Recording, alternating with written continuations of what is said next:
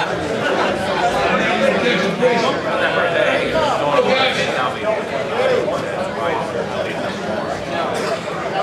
got a Boy Scout back there. He's got the sign. So okay, what? You can't hear me? You hear me at Dartball. I don't know how to hear you. You guys back there are nuts. Hey, no kidding. All kidding aside, welcome to the 61st season of the Scottdale Dartball. That's amazing.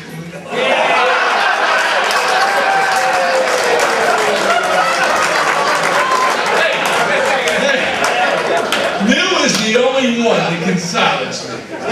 Okay? And he just proved it, really. At this time, we like to... I can't introduce him. Neil is going to have the invocation.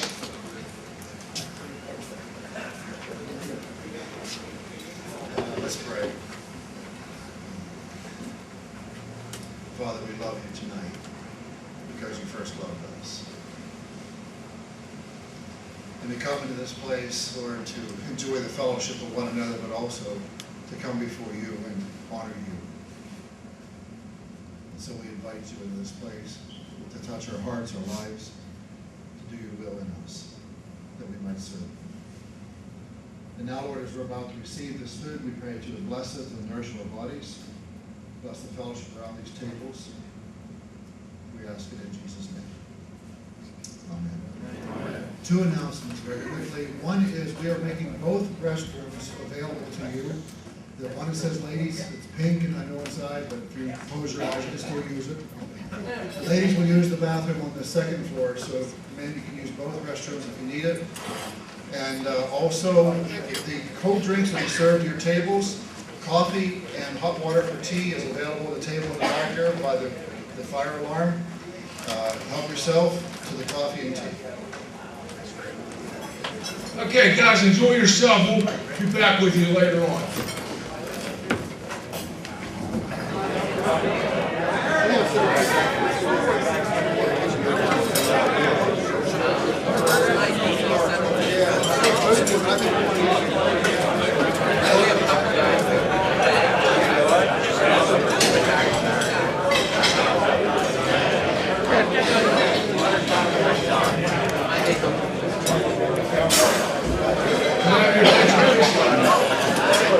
We're going to get started. If you're eating your cake, just go ahead and finish eating your cake. We're going to try to get through this presentation of trophies and stuff. I'd like to bring Reverend Steve Moore up for our memorial service.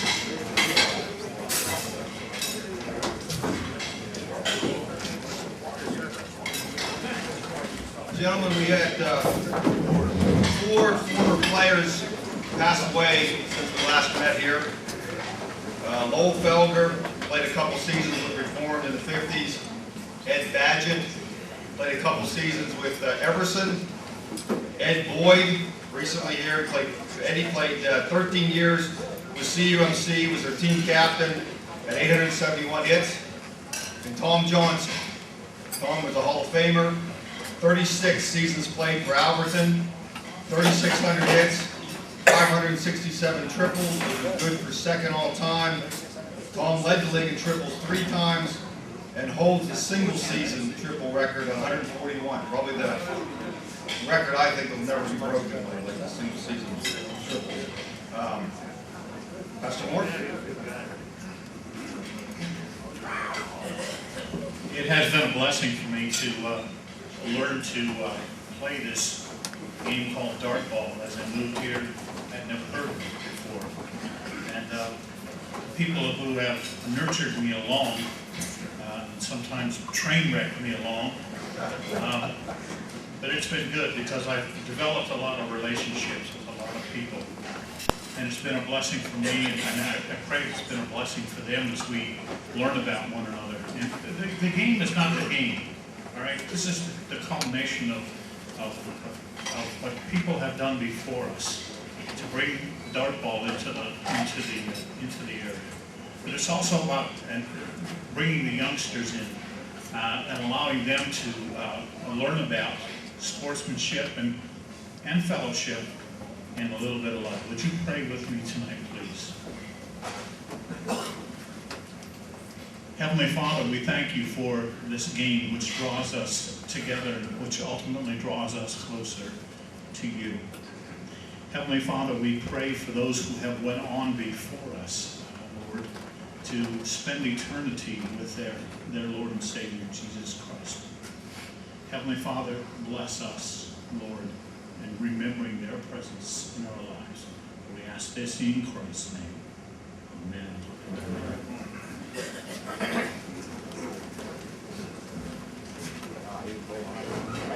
Okay, we're going to start presentation of trophies. Jack Keller, where's he at? Come on.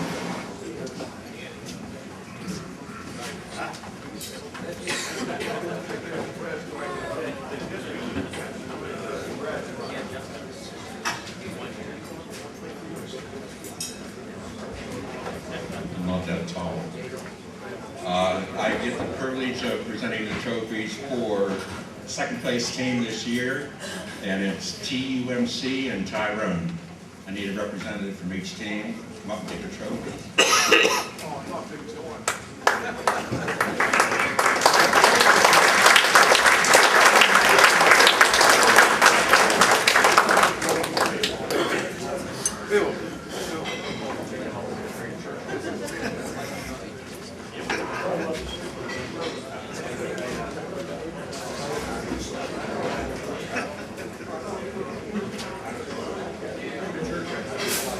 Okay, I get the privilege of season champions. Let's go with St. John's. Someone from St. John's?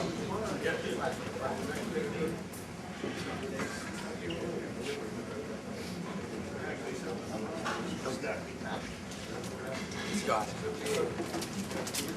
I said the best player. Campbell should get it.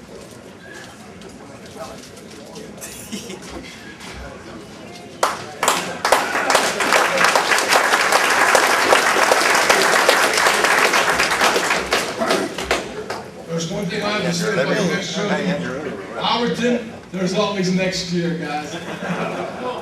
Scottdale Church of Christ, someone come forward.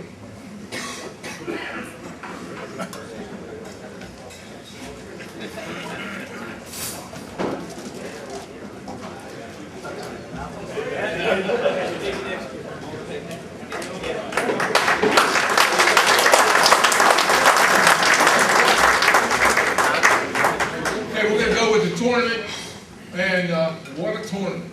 Whew. Some of you guys didn't come see some of the games.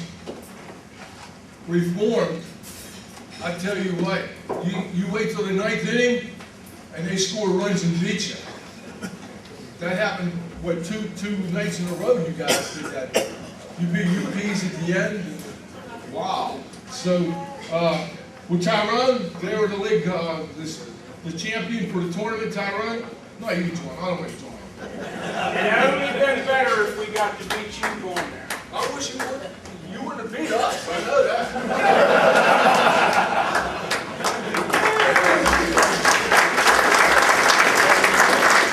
Hey, really, last year we had an all-star game with Mount Pleasant, and I walked in and there was Big John, and forget Mount Pleasant guys. Me and Big John went at it right and left. He's like, and he had, I think he had 3 hits. You had 2 hits, and he calls himself an all-star. Did you look for the year before? Wait, this year. I asked him if he was showing up this year for the all-star game, and he said, yeah. He's like, oh, man. Tournament runner-up Reformed, somebody from the Reformed Church.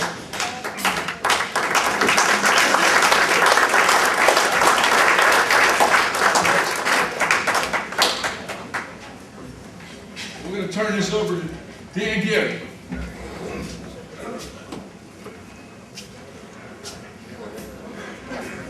Before we get to the league leaders, I just wanted to go over the program with everybody.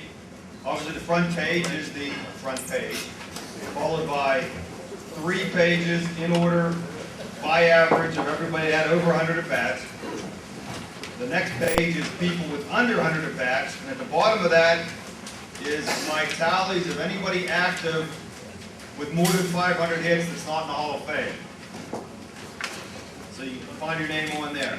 The next page is the league leaders, followed by all the team stats and the standings, followed by all 61 years of championship teams, followed by our single season league record and the playoff grid.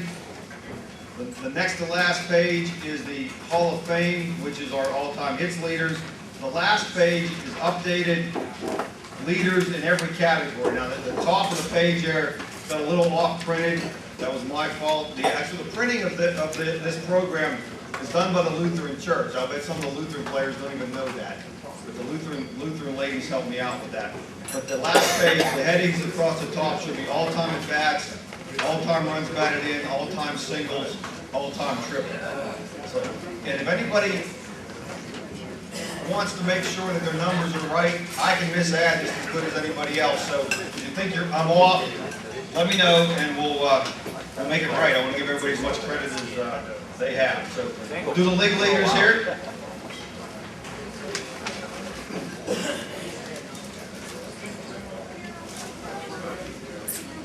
Alrighty, we had one fellow led the league in 3 categories. Batting average was 533, his hits were 171, singles were 157. Duncan Keedy, it's his first batting title he ever had. The second time he's led the league in hits, and the 5th consecutive time he's led the league in singles.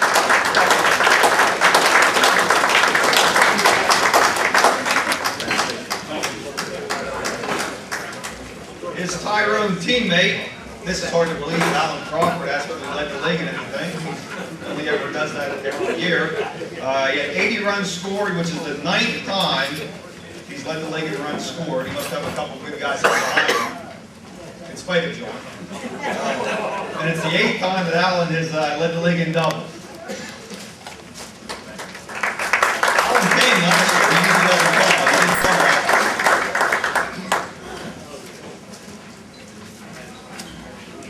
Alan didn't lead the league in runs all by himself. He was tied this year by Mr. St. John himself, Rick Huggley.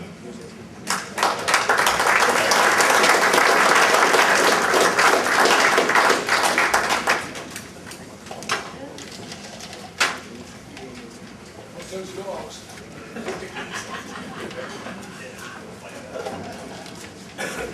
Thank you. Congratulations, Rick.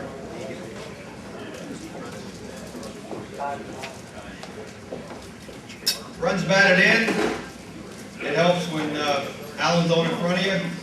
Kurt Rumbaugh, 101 RBIs.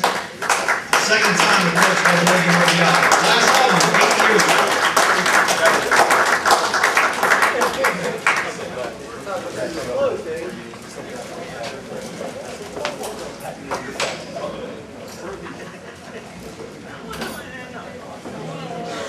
Triples this year, in a major surprise, it was not Al Ozer. 52 triples, Jess Hickson from Alberton.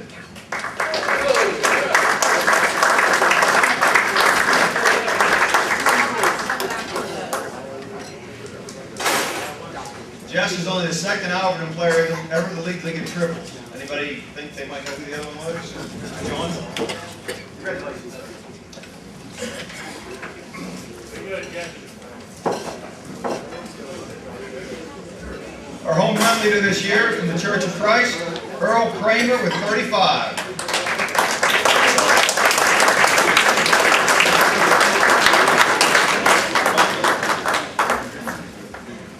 This was Earl's first year playing darts with us, so a rookie led the league in home runs. Cast him. Get a cup out for you to understand for you. You don't look like a rookie.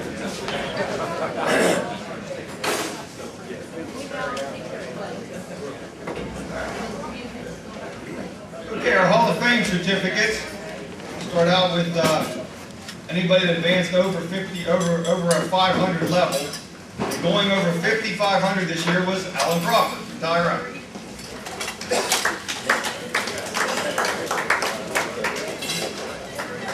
Going over 4,500 from Reformed was Merritt Keller.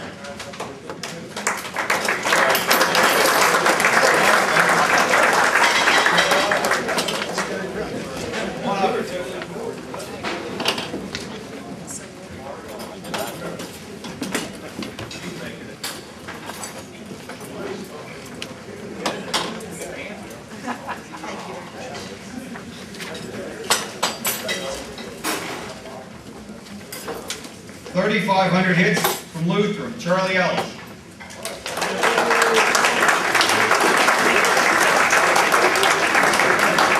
Yesterday, Charlie ran his 21st lifetime marathon. Congratulations.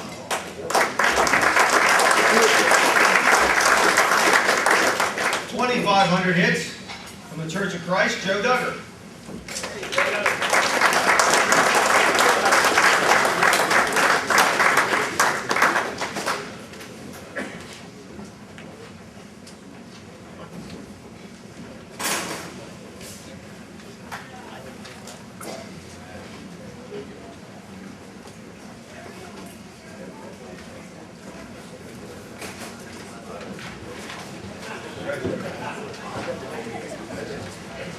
Going over 2,000 from Hickory Square was Eric Joseph. Eric's on here.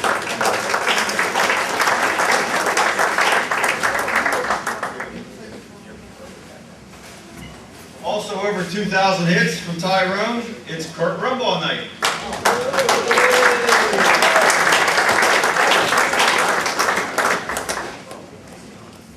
Also at 2,000 from Brian Denny Davis.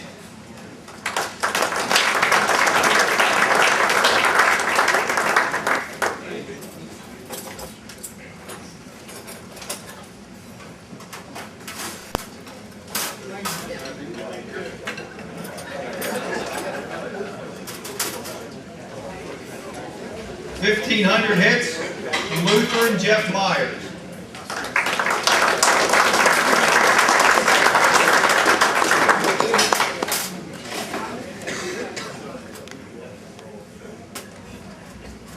Now we had a fella, when we started this Hall of Fame, some of those names I'm sure a lot of you guys don't recognize. I didn't recognize some of them when I started doing the stats.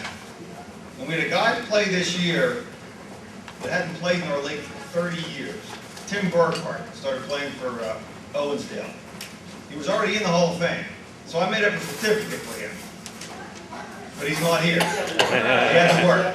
Okay, so what we'll do is when we play you guys next year, we'll make a, don't tell him, we'll make a special presentation and embarrass him that night. Okay? Last year, one of the fellows that made the Hall of Fame couldn't be with us, and I carried this one around with me all year and never gave it to him, so I'll give it to him now. From Everson, Tim Shoemaker.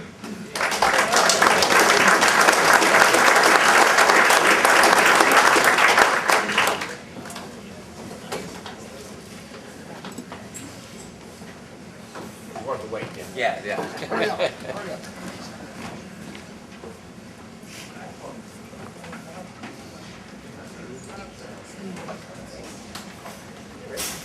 And now we had 4 guys this year go over 1,000 hits.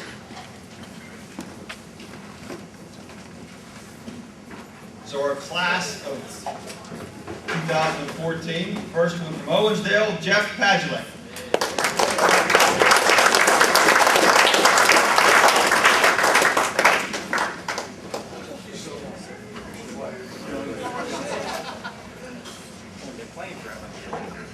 From United Presbyterian, Bill Thomas.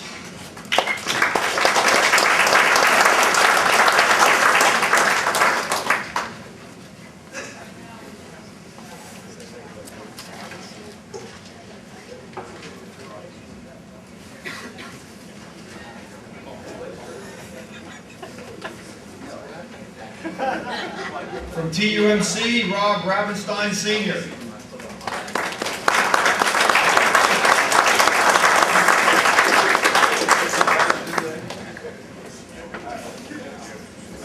One, which I was probably there for most of this guy's hits. Didn't know if he was going to make it. Once he knew he had $9.99, I don't know if he was going to make it anymore. But from Reform, Justin Rhodes.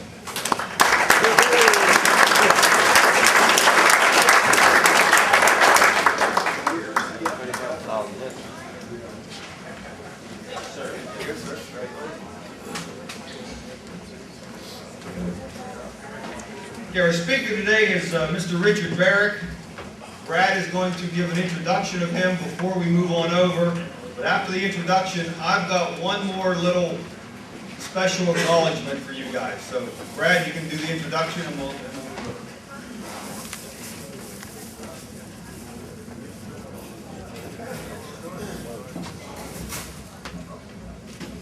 my privilege tonight to introduce my friend and my coworker, Richard Barry. And a little change of pace for us all after quite a few years of what sports celebrities, retired pirates, photographers, quite a few speakers. Mr. Barry's career is a little different in law enforcement. Richard began his career with the City of Greensburg Police in 1978, a graduate of the Pennsylvania State Police Training Center. He served 25 years in Greensburg, and including 15 years as chief, including in 2003. Since then, he's been employed by Allegheny Power as an asset protection specialist, where he specializes in investigations, security policies and procedures, with federal, state, and within the industry. And Richard is very talented and trained at targeting various types of white collar, blue collar, any other kind of crime. Richard is an adjunct instructor of criminal justice at the Municipal Police Academy at Westmoreland County Community College. He's also a master instructor of police officers. So I hope that you will show Richard your full attention tonight and enjoy his presentation. I guarantee you'll take something away that will benefit you down the road, you and your family. So let's go to the other room and show Richard our full attention.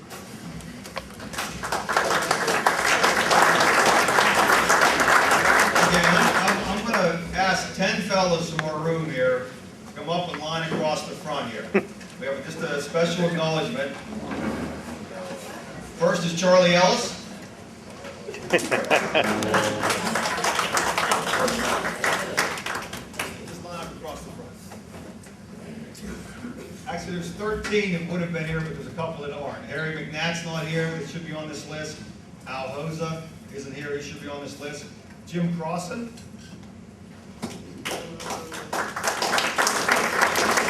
Tom Ottenberg. Alan Crawford's also on this list, who's not here. Arlie Rumbaugh. Ralph Gary. Mary Kelly.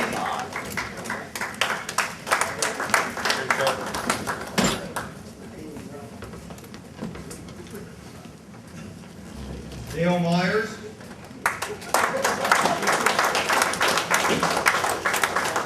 Ron Rumbaugh.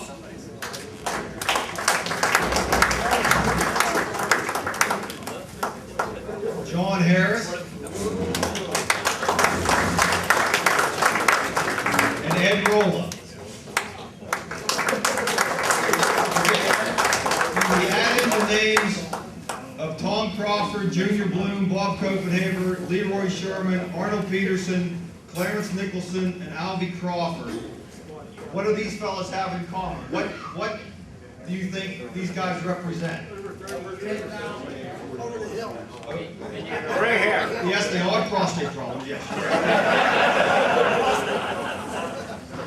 There's 20 guys in our league history with 10,000 or more at bats.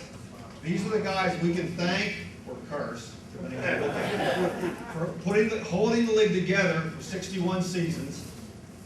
And we wouldn't be here without these guys. These guys all have over 10,000 at bats.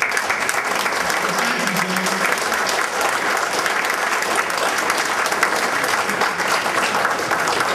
So now we can head on over and hear Mr. Barrett. It should be a pretty good speech. First, I would like to thank Brad for the invitation and the 2-hour time allocation for this evening. Very generous of it. I wanted to correct a few things that Brad said. Number one, I was chief for 5 years, not 15 years. You know, you find somebody who's been chief for 15 years, and they really got big egos. They don't even belong. Oh, forget it. I'm sorry. Chief Fritz back there. I'm sorry. Chief Fritz and I go back about 25 years or more. So, good guy, quality guy. I'm glad he's here tonight. The second thing I want to correct is that the impression that I'm not a sports celebrity, because I do hold several records. The only young man to play in Trafford Little League, where I was born and raised, never batted above 200. Trafford Pony League, Trafford Colt League, never batted above 200. Trafford American Legion, never batted above 200. I had to make a career choice first year in American Legion baseball. We were getting slaughtered, so they decided it was time to let Barrett go up and bat for a while. There was this young guy who was it was his last year in Legion baseball. Never heard of him. His name was Bob Moose. He played for Delmont American Legion. Well, the legendary Barrett didn't let him die. He had 3 pitches by me before I even knew he threw one. At that point, I made a career decision that I better go into law enforcement because I didn't think baseball was just going to work out for me. And it didn't. So that led me to picking another occupation, and I decided, I don't know, I might want to be a DJ or I might want to be a cop. Those are my 2 choices. I was guided diligently by Sister Marie Kathleen. Anybody in here go to Catholic school, you understand Sister Marie Kathleen was the principal of St. Regis Catholic Church in Trafford. When she was not principal, she was selecting us randomly for beatings in the hallway. I remember my mother told me, you're going to become an altar boy, and she put me in training to become an altar boy. And then somebody said, we're looking for safety patrol boys. You get to wear the orange crossing badge and all that. And I'm like, hey, if it gets me free bubble gum, I'm for it. So I went home and told my mom I was going to be a safety patrol boy. She said, that's fine. And then I found out that altar boys and safety patrol boys, so there's a conflict of interest. For some reason, I couldn't train to be an altar boy when I was a safety patrol boy. So I went home and broke the news to my mother. It broke her heart. Because in some warped way, I think she thought I might be a priest someday. She really didn't pay close attention to what I was doing as a child, obviously. So I went on to become a safety patrol boy at St. Regis under the guidance of Sister Marie Kathleen. She was quite the disciplinarian. I don't mind telling you. The reason I got into law enforcement is because I learned from Sister Marie Kathleen there's only 2 types of people in this world. Those that are dishing out punishment and those that are receiving it. I decided I wanted to be one of the ones dishing it out. I didn't want to be in the receiving end anymore.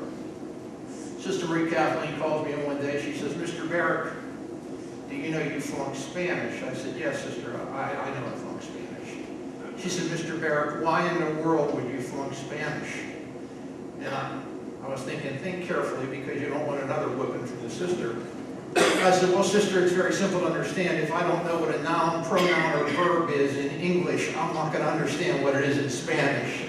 And she bought that. She bought that explanation. So I flunked English and Spanish. And then finally, what she did to push me over the edge is she said, Mr. Barrick, you're flunking math. Next year, this was. I didn't do all this in 1 year. I stretched it out over a period of years. She said, Mr. Barrick, you're flunking math. And I said, okay, sister. She said, Mr. Barrick, if you don't get a C at the end of this year, you're going to have to go to summer school. And you know what that means. You're going to give up half of your summer. I said, understood, sister. So I let myself fail all the other subject matter because she hadn't addressed it, and I focused on math. And come the final day at St. Regis, I got my card, and I got a C in math. And I was so proud of it. I went home and I showed it to my mom. I said, Mom, I did it. I got a C in math. She said, I know. I said, how'd you know? She said, I just spoke to Sister Marie Kathleen. I said, why is she calling? He said, well, the reason she called is, she said you got a C, but she still doesn't think you understand math well enough, and she recommended I send you to summer school. My mother sent me to summer school. But you know what they say? God works in strange ways. Where do all the retired nuns go? Assumption Hall in Greensburg, in the city of Greensburg. And I was destined to become police chief there. However, when I got up there and saw they were that much older than me, I just couldn't do it. But nevertheless, just having that power over them felt pretty good for me.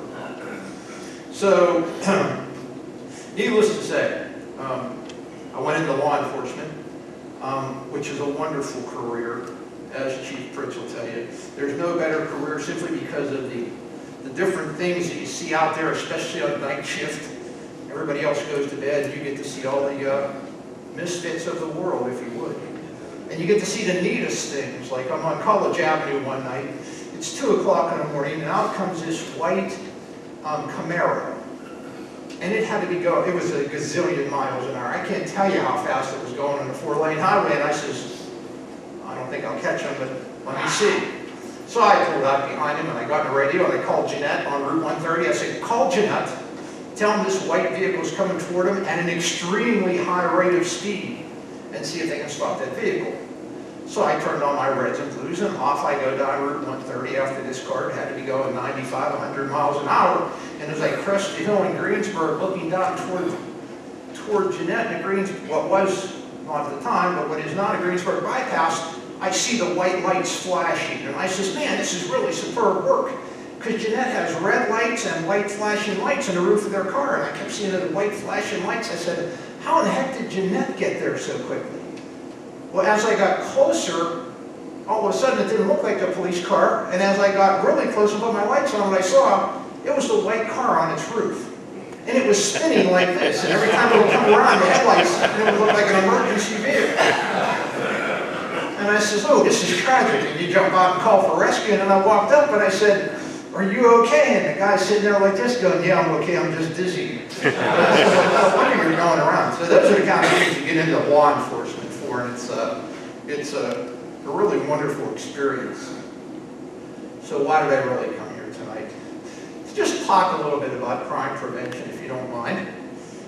Give you your annual booster shot about crime prevention, and maybe just talk a little bit, if I might start historically, about crime in America and crime in our community here. You know, in the United States, we've really gone through 3 major shifts of crime rates since the 1930s. Initially, there was a sharp decline in all crimes in the early 1940s. And then later on, heading into the 60s, crime increased substantially. And into the 90s, crime continued to go up. And then starting about 1993, crime in the United States started to decline. And it actually was on a downward trend until last year, when violent crime took a little bit of uptick for the first time since 1993. Why was crime so low in the 1940s? Because our young boys were off to war. And those who were 18 to 24 years old, well, they're in what we call the prime crime years. They're the ones that commit the majority of crime in society. In any given year, about half of all the rest of individuals for criminal activity are individuals under the age of 25 years old. Juveniles only make up about 8% of the population, but they account for about 33% of all people arrested for crime. And because we sent all our young men off to war, many did not come back, and so the crime rate dropped substantially. And those that did get back were so thankful they figured they would be productive with their lives and not waste the rest of their lives. My father died last week at 98.5, World War II veteran, and I never miss an opportunity to thank anybody who served in the military in any capacity and say thank you. Because of you and the service that you provided, I was able to do things like go out and get a job as a police officer and find a bunch of silly things going on out there in the middle of the night.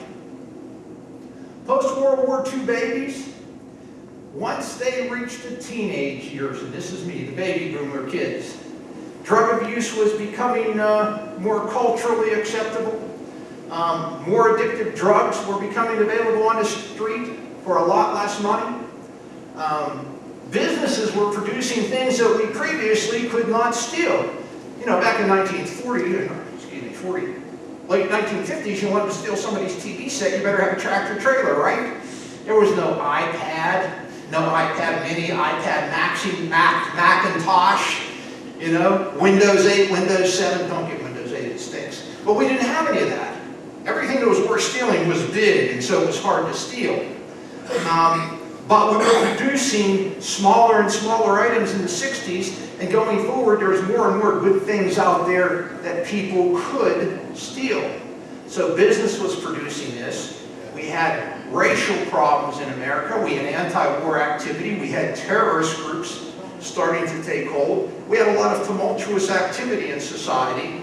And so from 1960 to 1990, the crime rate rose substantially, mostly fueled by crack cocaine and by the drug markets. This might be a little hard to see for you, but as you can see, from 1993 to 2012, the population on the left, the violent crimes committed in America on the right, a steady downward trend to 2012.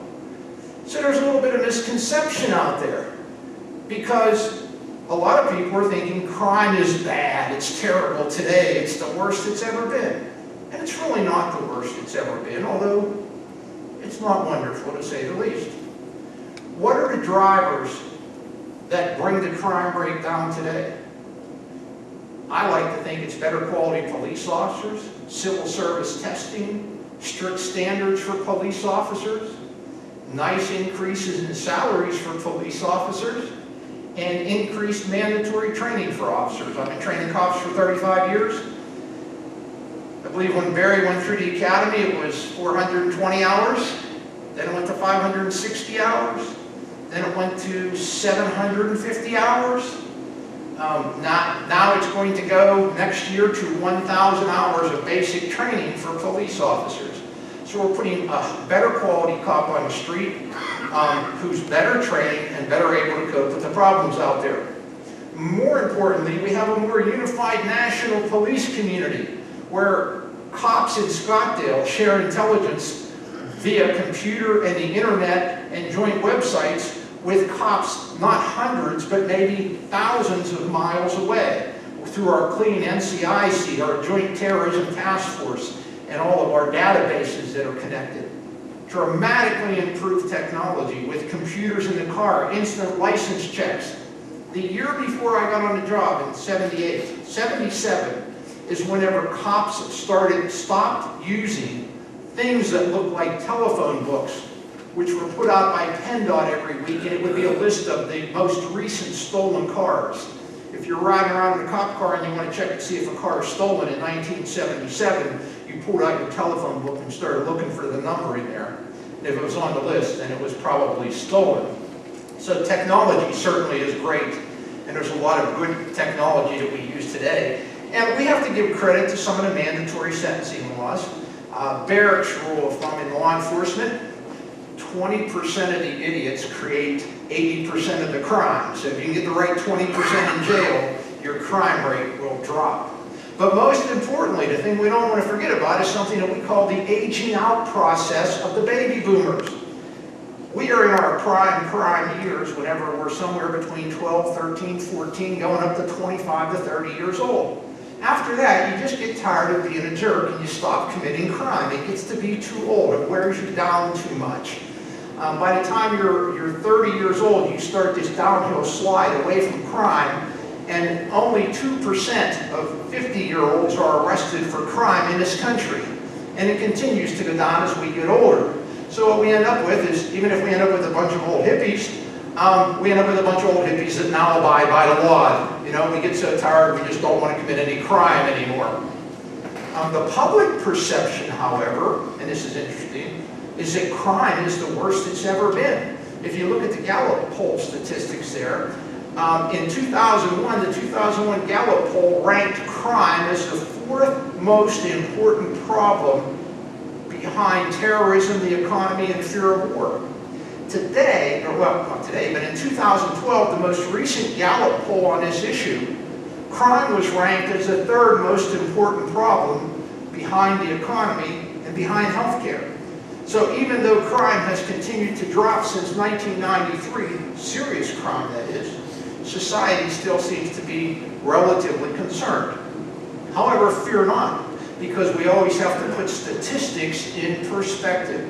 Our crime rate is still higher today than in most other democratic societies. We are, for all intent and purposes, a pretty crime-ridden society.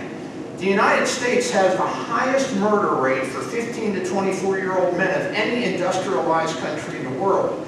As you can see, Japan, 1/2 homicide for every 100,000 occupants. In Canada, 3 homicides per 100,000 residents or occupants in Canada. But in the United States, we average about 21 homicides a year per 100,000 population. Now, the only thing that would make us look good if I pulled up a stat on Mexico, but Mexico is not considered a industrialized country, but their rate would probably be comparable or a little higher than ours. So having looked at a little bit of background, let's talk about our mission today, which is to stop the bad guys and keep you all safe, because there is plenty of crime out there in the street and plenty of ways for you to get in trouble. Crime is like a cake. It's got basic ingredients. If a bad guy wants to commit a crime, he has to have the desire and the ability and the opportunity. We cannot do anything about a bad person's desire. If they want to commit crime, we're not going to change their mind. If they have the ability, they have the gun, they have the ski mask, we're not going to do anything to change their mind. What we can do, and the only thing we can do to prevent crime, is take away their opportunity. Make it harder for them to commit a crime so that they're going to want to go somewhere else. No opportunity, no crime. They can want to rob a bank, they can have a gun, but if the banks aren't open because it's a holiday, they're going to have a hard time doing it. No opportunity to commit crime. We cannot remove opportunity unless we evaluate our environment, we recognize potential threats that are out there today, and we initiate some course of action to reduce or eliminate that risk. The reason many people become victims of crime is because they're so busy living life, they ignore the obvious. For example, I got on a plane with my wife. It's a Southwest Airlines airplane. I'm 6'4". You know what seats I want? I want the exit row, right? These two folks get on in front of me. I don't know what country they were from, but they weren't very well-spoken. But I'm sure they're nice people. Husband and wife team. They're about 5'5", and each one of them weighs about 40 pounds. How many of you have ever taken the time to find out what the door on a 737 aircraft weighs? I have, because I'm sort of perverted that way. It weighs 60 pounds. And I told the wife, I said, I sit down, they take the exit row. The hostess says, are you ready, willing, and able to assist in case of an emergency? And they look up and go, whatever. And I said to the wife, now there's 3 things I got to do if this plane goes down. She says, what? I said, I got to throw out the door, I got to throw him out, and I got to throw her out so we can get out of the airplane. Pre-planning. I'm in Reading the other night. Company puts us up on top of the line hotels. So the first thing I always do when they put us up on top of the line hotels is I walk out into the hallway. As soon as my bag goes in a room, I look at the nearest fire exit, I walk to it, I open the fire exit door, and I look down the stairwell. Job done. Because if I get woke up at 3 o'clock in the morning and it's smoking like crazy, I'm going to know where to crawl on my hands and knees. Pre-preparation, pre-planning. We do as police officers all the time. When we train cops, we tell them, make believe in your mind. Say, what would I do now? I have 2 daughters. One's a pharmacist. She's brilliant. She never had to study. Don't ask me. She can't really be my daughter. It makes me wonder. Is her father really the Schwann's man or something? Because I don't know. But she's brilliant. The other one, Mel, nice girl. Flunked out of her first year at community college. Made me proud, especially since I talked to her, right? Mel became a bartender. Melissa became a pharmacist. Now here's where they differ. If Melissa the pharmacist is walking down a dark street at night and there's 5 gangbangers 2 blocks ahead in the street, you know what she'll do? She'll keep walking right toward them with her head down because she doesn't want to offend anybody. Versus Mel, who will wait till she gets a half a block away, and if they look crooked at her, she'll say, I don't know what you're looking at, but don't even think about it. And then she'll cross the street, go to a well-lighted area where other people are to ensure her safety. So, academic intelligence doesn't always equal being streetwise. Streetwise is sometimes something that you have to acquire, and some people acquire it after being victims of crime. I always say, think ahead, plan ahead. And one of the things I like to bring up, if I were to go to you, if I were to talk to you in June of 1998, and I would say to you, you know, terrorists could hijack an airplane. They could fly that airplane in the World Trade Center going to New York. After a half-hour burn time, the steel would fail, and the building would collapse, and people would die. And you know what? Right after that, 20 minutes later, a second plane would fly into the Second World Trade Center. And you know what? While that was going on, they'd fly a plane into the Pentagon. And while that's going on, they'll fly a plane into the White House. You guys would all look at each other and you go, this man is sick and he needs some counseling, right? But I say it today and you go, oh yeah. The same thing applies to crime. Oh, well, they're not, 5 people down there on the street corner, they're not going to jump me. They're not going to rob me. You know, nobody's going to hijack my car. Nobody's going to stick a gun in my head. Nobody's going to kidnap me. Nobody's going to shoot me. If you don't just think about the possibility that it could happen, then you'd be a lot safer on the street. So recognizing hazards is very important.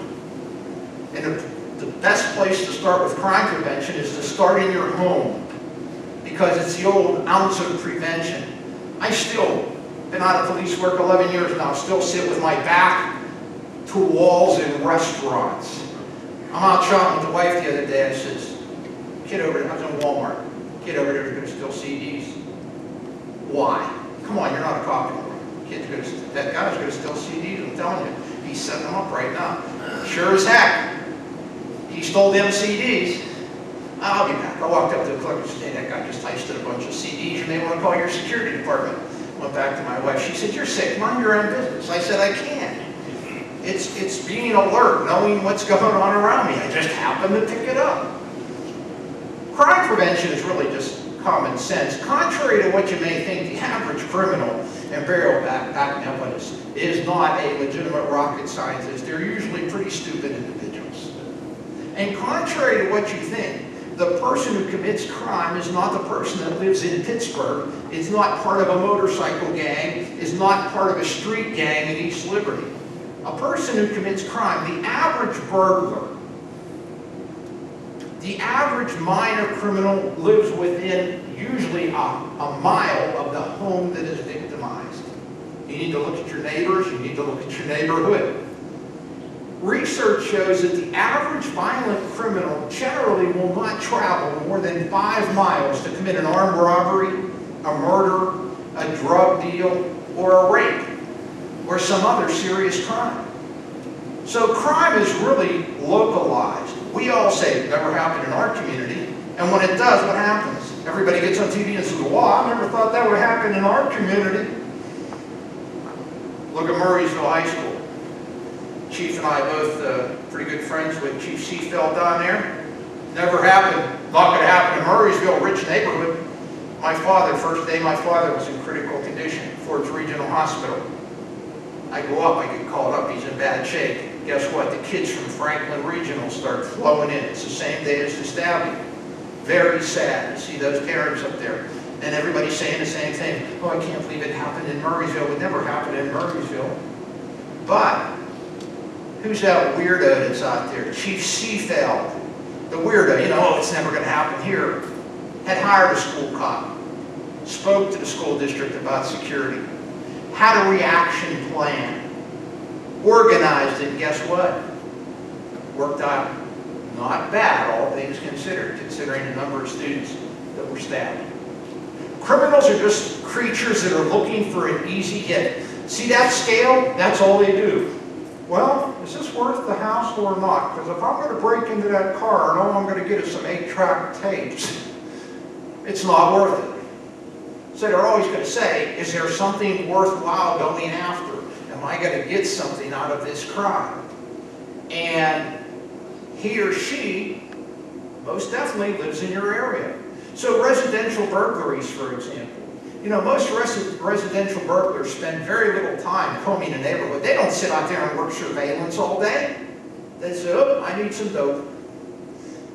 I think I'll drive through this neighborhood, see if there's any front doors open, see if there's any newspaper boxes that are overflowing, see if there's any mail hanging out. You know, take a look around, maybe start to walk up to a house, hear the yapper in the window, you know. No, forget it, time to move on to another house.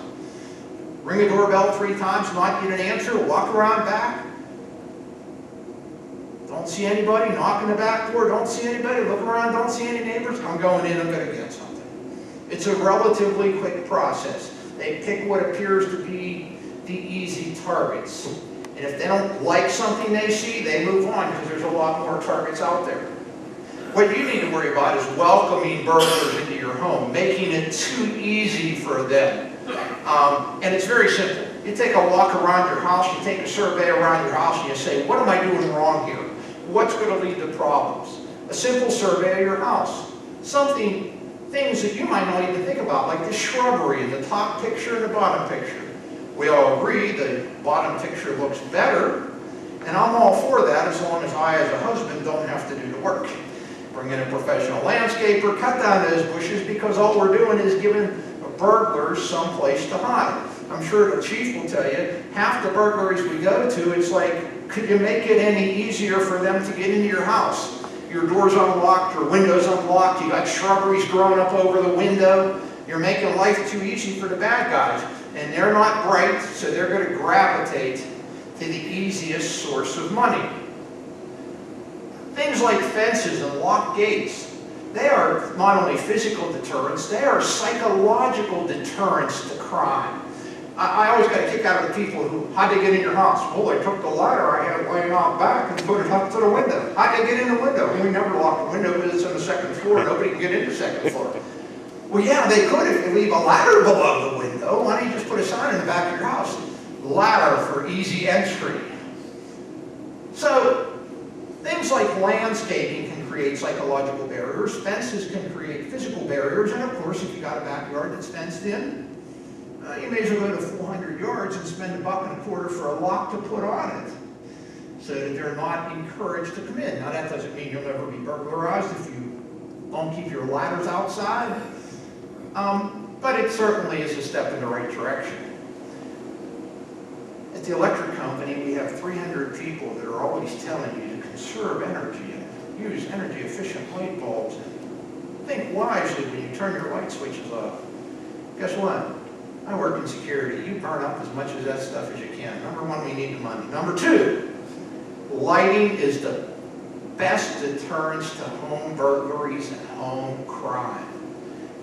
People, criminals hate lights. The more lights, the better.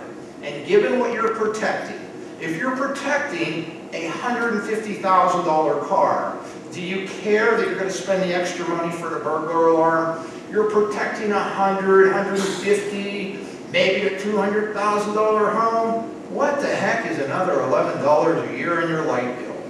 Turn the lights on. Leave the lights on at night. And if you want to be thrifty, put some motion detector lights out there, especially in the back. However, in the front, keep the lights on in the front of your house. It shows some attention. And while we're on the topic of lighting, let me talk a little bit about what I call the burglar beacon. How many of you go out, or members of your family go out for the night? And we all know when you're out, why? Because you all got that one special light bulb that you're going to light when you leave the house, right? Sometimes it's that light above the kitchen sink. Most of the time it's that single light, and you somehow feel that if you use the light that's right in front of the window, well, that'll really throw them off, right? Now, the burglars live within 1 to 5 miles from your home.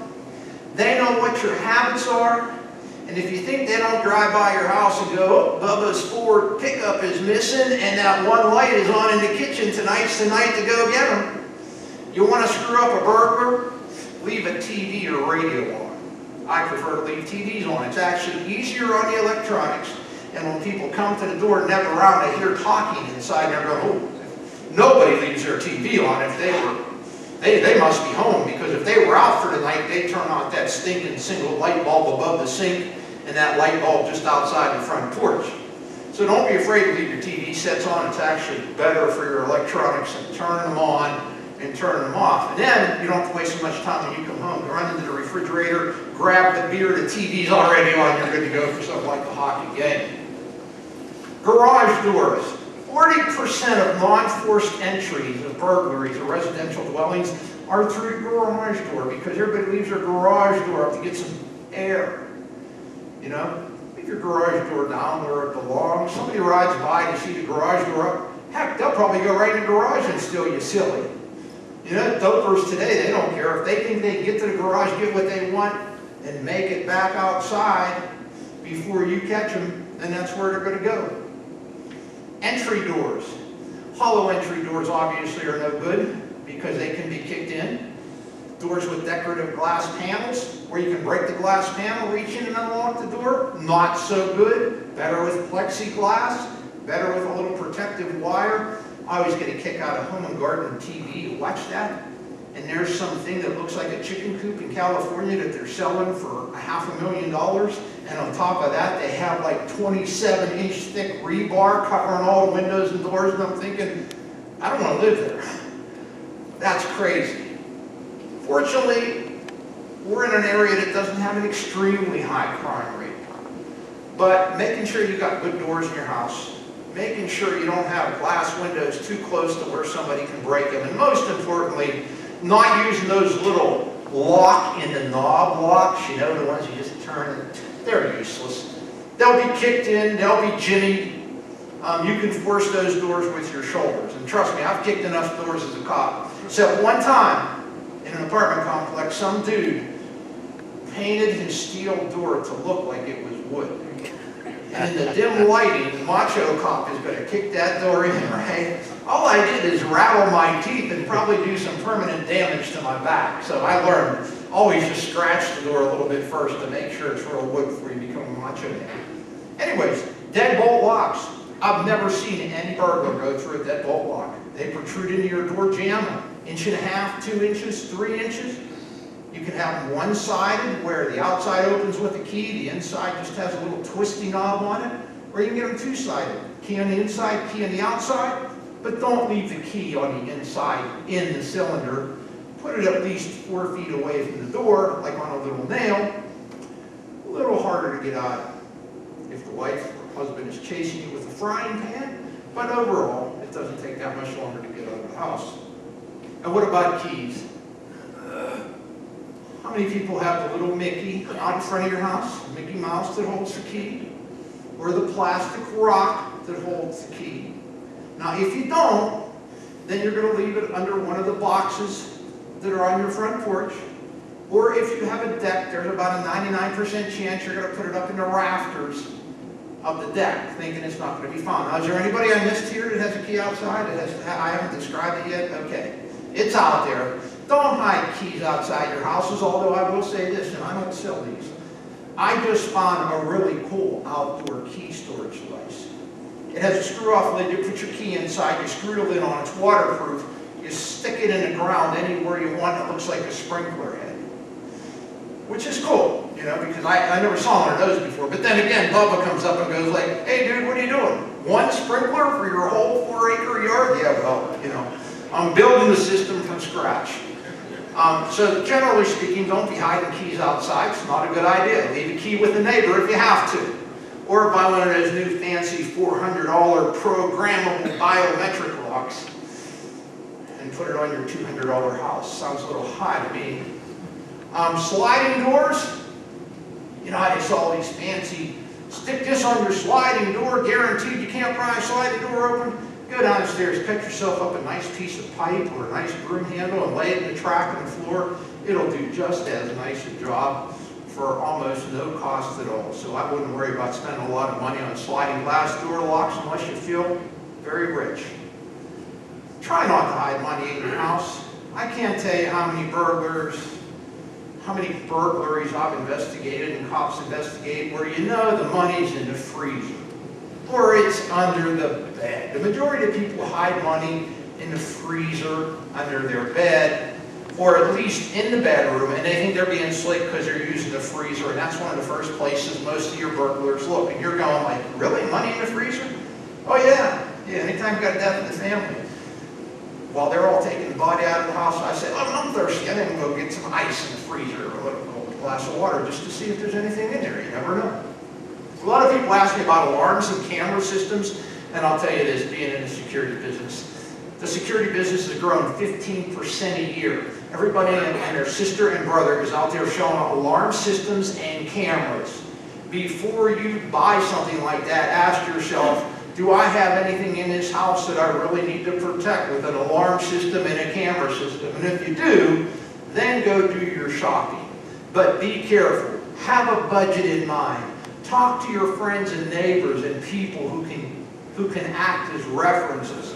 Conduct your research on the internet, because you know what's going on with alarm companies today? They are in business for 2 to 3 years and then they're gone. Yeah, but I got the special where they have to monitor me for 10 years. Not if they went bankrupt or stole everybody's money and went out of business. You mean I got to pay again? Yeah, you got to pay again. You got to go to another company. Don't submit to high-pressure sales pitches from these folks, and don't buy a security alarm system when they come to your house the first time. Even if they say, well, look, if you buy today, we'll give you $100 off. If they say that to you, you say, you know what? If I call you 3 days and decide to buy, you'll give me $100 off, and if you don't, then you're not the kind of company I want to do business with. Thanks very much for your time. Well, wait a minute, I might be able to talk to the manager and get you that discount anyways, but don't act too fancy, too quick. At the end of the day, do you really want your kitchen to look like that? Your wife's going to be very upset if you buy all that stuff to protect your home, and you neglect her on her birthday. So tips for choosing an alarm company. Ask for proof of insurance and local referrals from other people in the neighborhood. Ask if they've been in business 3 to 5 years. Ask where the alarm is monitored. You know, most alarm companies, their alarms are contracted out and they're monitored in either Texas or generally Georgia. Atlanta, Georgia is a big monitoring center. Sometimes out in Indianapolis. But it's not like where the alarm goes to a local alarm company anymore. Ask about monthly monitoring fees. That's where they make their money. They make big money on monthly monitoring fees. Ensure the system is connected to a cell phone, because if you put an alarm system in your house and they cut your cable, cut your phone lines, what's the use of having an alarm system? It doesn't work unless what? There's a cell phone built into the base transmitter, so it will still transmit an alarm system, and the cell phone's connected to a battery, so even if there's a power failure, your alarm system still works. And make sure you ask the question, I am buying this alarm from Rampart Alarm. Is Rampart installing it? Is it Rampart equipment? Or are you subcontracting? And you definitely want to ask them, and it's not uncommon. Can you show me or tell me where you're licensed to do business in Pennsylvania? Can you show me proof that you have insurance? Because Johnny, the alarm subcontractor, is putting a sensor on your second-story window and he falls out of it because he's still drunk from last night. So you think, what'd they send that bum to install this window for? Next thing you know, he files a suit against you, the homeowner, because you should have protected him and warned him there was glass in a window, and when you open a window, you could fall out if you're drunk, you know. And so you get very aggravated. So you want to check and make sure they have workman's compensation insurance. You want to make sure they have insurance to cover their company in case something goes wrong. And you want to make sure they've been in business for at least 3 to 5 years. You want to check with references. And you want to make sure there's no subcontractors working. Let me talk briefly about violent crime, since that's what we prefer to focus on here. The chances that you're going to become a victim of violent crime are relatively low, but it could happen. And who in here has hit a lottery ticket recently? You know, anybody? No, none of us, none that will admit it. Every day somebody wins the lottery. Is it your day to win the lottery? Is it your day to become a victim of violent crime? So, what do you need to do? In today's world, you need to be alert when you're out of your castle, when you're out moving around. There's a lot of dopers out there today. Heroin use is at an all-time high. There is a heroin epidemic, not in Greensburg, not in New Kennington, not in Menneson, everywhere. The rich neighborhoods, the poor neighborhoods. And heroin and drug addiction breeds crime. When you're out and about, you've got to be alert for suspicious vehicles, those who may follow you on foot, those who may follow you in a car. And trucks like that, I don't pull up behind a truck like that. I just have no need. I don't pull up next to trucks that look like that. I'll just pull back a little bit, allow myself an avenue of escape so that I don't pull up behind that truck, have somebody else pull up behind me, and I have nowhere to go if I get in trouble. And I don't have any desire to shoot it up with anybody. When you're coming home, you should have your car keys ready. You should survey your house whenever you pull in front, and it's really nice and convenient when the lights are on. If you find evidence that there's an intrusion, don't do what about 60% of people do, which is open the door and go in to look around. To find what? Like you're going to Go through this house with your baseball bat, walk around the corner, they're going to have their Taurus 9mm, and you're going to do what? You're not doing anything. Stay out of the house. Call police. Don't go into the house. Don't go near the house until police arrive. If there is an intruder in your house that you trip over, turn around and get out. Don't stand there and say, "Who are you?" Get out. As I tell people all the time, I tell people to get drunk, to get in fights, and to want to be heroes. If you get shot, and you're not fortunate enough to die, and you wake up the next morning, and you're paralyzed from the neck down, and your family has to take care of you for the next 40 years, feeding you, bathing you, taking care of your every physical need, you will wake up every morning and say, "Why did I walk into that house? Why did I confront that person?" You don't want to interfere with a doper that's engaged in crime, because it might just be the theft of hubcaps. But you know what? If they're strung out enough, or they're hurting for a fix enough, and it's just you versus them, they may well decide to attack you. And what do you do if you are attacked? If someone is only after your purse or your wallet or a valuable, "No punk's taking my car." Oh yes, they are. I'll tell them how to use AM, FM, satellite radio as long as they don't hurt me. I can get the car back, but I can't get my health back.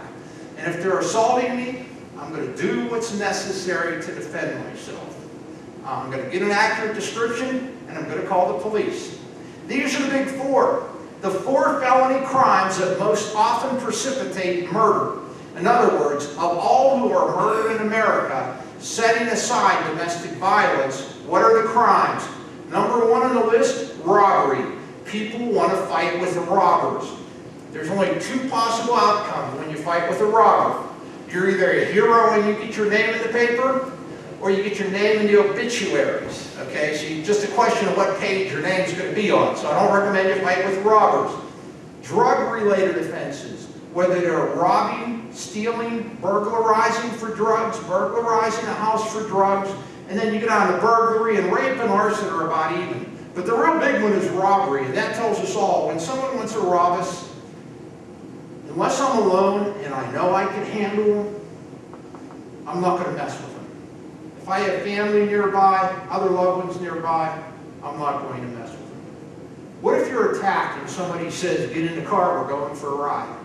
Just my recommendation, don't ever get in a car and go for a ride. Now, Barrick, you're telling me if somebody sticks a gun in my ribs and says, "Get in the car, we're going for a ride," I should say no? I'm going to say no. I'm going to say, "Look, you can have my car, you can have my wallet, you can have my keys, but I can't get in the car with you." I did some research for a criminology class that I teach, and one of the interesting statistics that I came up with is, but for modern medical technology, the homicide rate in America would be 400% higher today. It's not that we have less people wanting to kill people, it's that we have better medical care, evacuation helicopters, etc. And so when you say to me, why would you tell me not to get in the car, Barrick? It's very simple. Where do you want to fight for your life at?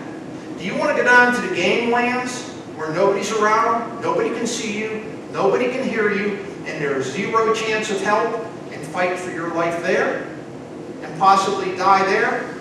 Or would you rather do it at the sheet store where you were approached by the person with the gun? Now, I'm not telling you to fight them. I'm just telling you what the percentages are. About 60 to 80% of the time, people who are taken away in cars never come back alive. They're taking you someplace to kill you. So I'd be very leery about agreeing to get in a car with someone. Everyday items for self-defense. If you're ever attacked violently and you got to defend yourself, your life is in danger, you got to select the best weapon possible. When I train cops now, I say, "Okay, you're on your back, somebody stabbed you in the chest once already, what are you going to do?" "I'm going to pull my gun and shoot him." "You can't get to your gun." I'm going to pepper mace, stun gun, taser. They'll name every weapon on their belt, and then they'll finally say, "Punch them." I'll say, "No, here's what you do. You reach in your pocket, you take out your pen because it's high, it's easy to get to, and you drive it as far as you can right into their eye." And they'll go, "Ooh." And I'll go, "Okay, you want stabbed the second time? Don't use your pen," right? You use what's available to you when you're in trouble and somebody's assaulting you violently and your life is in danger. And if that means biting their ear off, biting their nose off, poking them in the eyes, I'll do that if it means I'm going home to see my kids or see my wife or see my grandkids. Pepper spray, mace, very popular. A lot of people carry it. All I say is, if you ever consider carrying pepper mace in self-defense, please understand what you're carrying, what its capabilities are, like how far it'll shoot, and understand one thing. Pepper mace can be a lethal weapon under some circumstances. It's not something just to play with. Stun guns and tasers, we really discourage people from carrying those because, like every other electronic device, they might not hold the charge, they might malfunction, you have to be in such close proximity. Too many things have to go right, and when you're a nervous wreck, you're not going to do it right. Firearms, on the other hand, are pretty simple. I'm not a gun nut, but I own firearms, I carry firearms, and I believe in firearms if you are properly trained, properly registered, and have what I call the killer instinct, the ability to squeeze a trigger. If you're a lover, not a fighter, don't get a gun. Because you're going to have a gun, but you're not going to shoot anybody. Now, if on the other hand, you got a killer mentality, and you know exactly when you're going to use that gun. Only if my life is in danger, imminent danger, I'm going to die if I don't use it, and I know how to use it, then you get a gun. But remember, firearms are not permitted in most public buildings and on airlines. You have to be careful where you carry firearms. And if you don't go out and shoot that gun at least twice a year under adverse circumstances, under adverse conditions, you're better off not to have a gun at all. And for some reason, women especially, when I say, okay, you have a gun, the guy's grabbed you, he stabbed you once already in the shoulders, he's dragging you in the weeds, what do? I pull my gun and I tell him, you do that again, I'm going to shoot you. Don't get a gun. Don't get a gun. Because those kind of people, statistics show, usually have the gun taken off of them and used against them. Nor should you get a toy gun thinking you're going to scare people. So in Pennsylvania, you can have a firearm in your house and in your permanent place of business without a gun permit. But if you're going to carry it anywhere outside your home or place of business, you have to have a gun permit. And you can only use that weapon when you are in imminent, it's definitely going to happen, in imminent danger of death, serious bodily injury, kidnapping, or compelled sexual intercourse, which we commonly call rape. So here's Eric's disclaimer. Check with your attorney and check the laws of your state to ensure you're in compliance. There, now I can't get sued. Okay. Many police departments don't recommend weapons because so often the weapons are taken off of the victims because they don't have the right mindset to carry a weapon, whatever that may be. However, while we're on the topic of weapons, some of you may remember the old murder case up in South Greensburg where the guy beat his wife to death on Thanksgiving morning, and what was the weapon? Frozen turkey. Ever since then, I've been for registration of frozen turkeys. I think they should have serial numbers.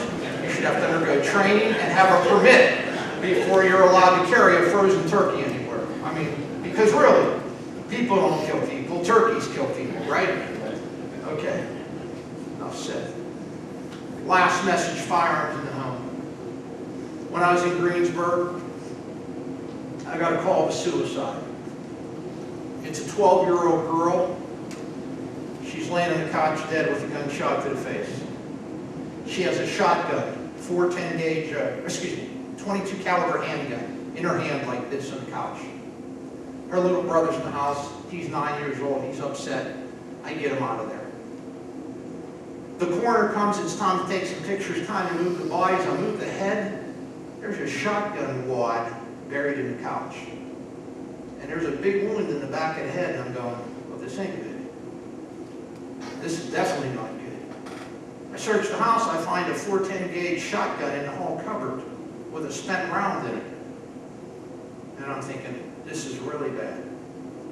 So I get Mom and I get down to the police station. I bring the 9-year-old in and I say, I need to know what really happened up there. He starts crying. He said, I'm playing. We were playing because Mom wasn't home. So I went to the cupboard. I got the 410 gauge shotgun. I didn't know it was loaded. I put it up to my sister's cheek. Kidding around, I squeezed the trigger and killed her. I didn't want to go to jail, so I put the shotgun back in the cupboard. I knew Dad kept a loaded gun in the nightstand. I went and got the loaded gun. I put it in her hand, put it up to the same hole where the shotgun wound to the face was, and I squeezed the trigger once. And then I called to say she committed suicide. Now, we never prosecuted that young man, and he went in for a lot of psychological counseling. But the point is this: I have guns, and I have gun safes, and I could never forgive myself if one of my grandchildren came home and got their hands on a gun. So I'll spend the money to have a gun safe in every room if that's where I have a gun, and to make sure it's coded so they can't get a key and open it. We are a society that likes firearms, and there's nothing wrong with that, and I'm an NRA carrying member. But please remember to use caution, because as a firearms instructor once told me, a bullet has no eyes, a bullet has no friends, and a bullet has no remorse. The flip side of that is, the second thing he told me, he said, for all you cops out there, he said, I want you to remember one thing. The first bullet you ever fire at a human being that strikes him cost you everything. The other 8 that are in your clip are free. After I thought about that, I said, that makes a little bit of sense.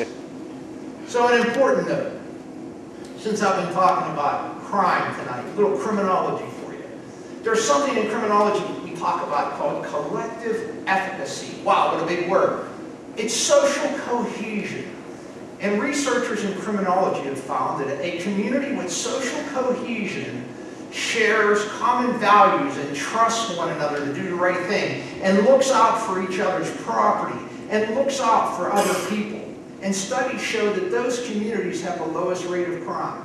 I was born and raised in a small town of Trafford where everything was so-so, like on Memorial Day, where you went to the veterans, you went to the park for the Veterans Memorial. And then after that, you went to the American Legion for free hot dogs.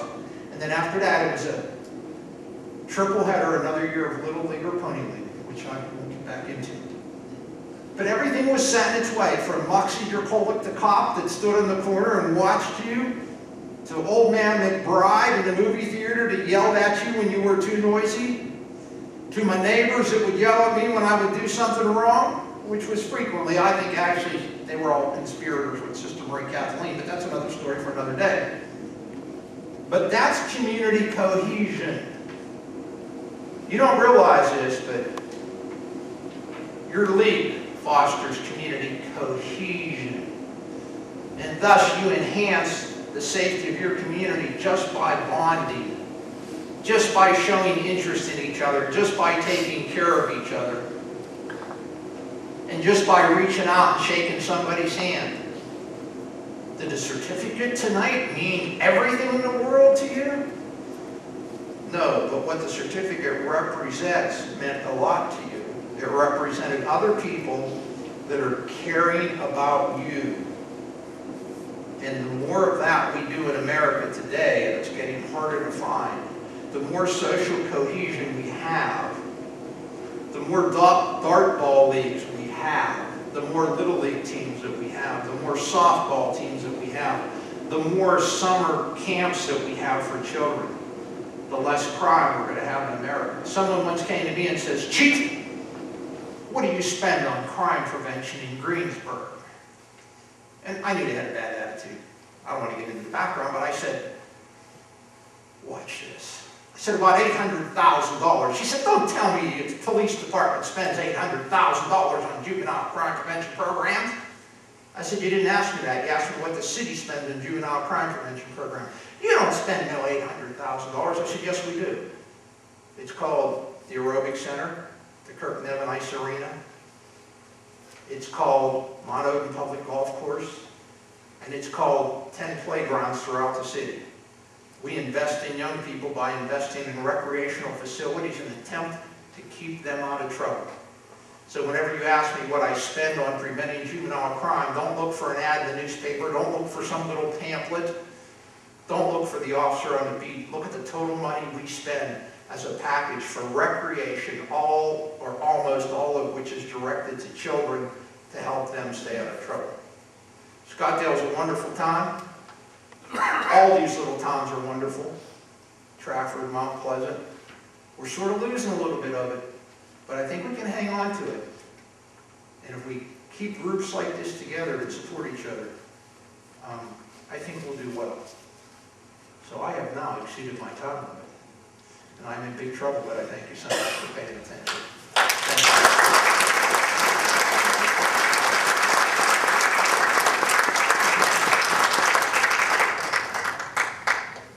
Good for a small business meeting, anybody got anything? Good, good to the league? Thank you.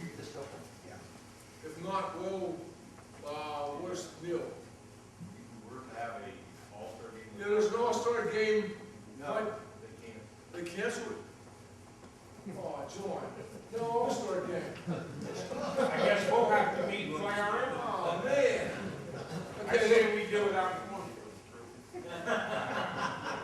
okay, there's no all-star game Monday night, so you guys can stay home. Where's Neil? Is Neil here? I think over towards the kitchen. He's supposed to have the benediction. Folks did a good. If there's nothing for the good of the league, I'll see you guys next season. It was great having you talk to us about Crown Convention. It's been a great season. I know I've been a pain in the, you know where. I agree. Here, I hope You y'all. really wouldn't agree, come on, man. Everybody, all in favor? There you go. There you go.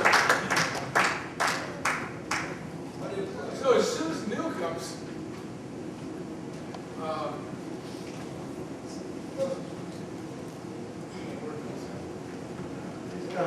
he's probably washing dishes, huh? Yo, we need a benediction. Ben left. Huh? Ben left.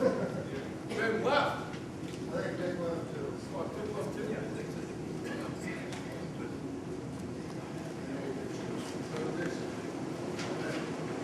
Where am I standing?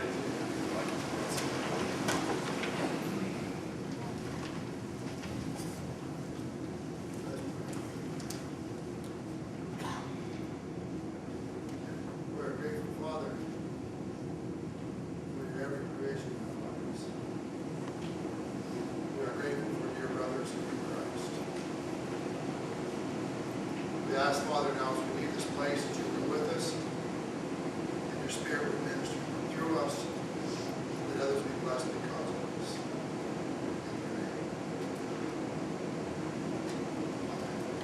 In your name. Bless your brothers. Hey guys, don't leave yet.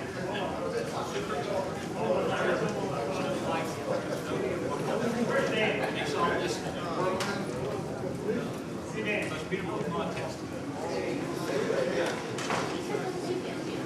Just tell these guys, they'll take good.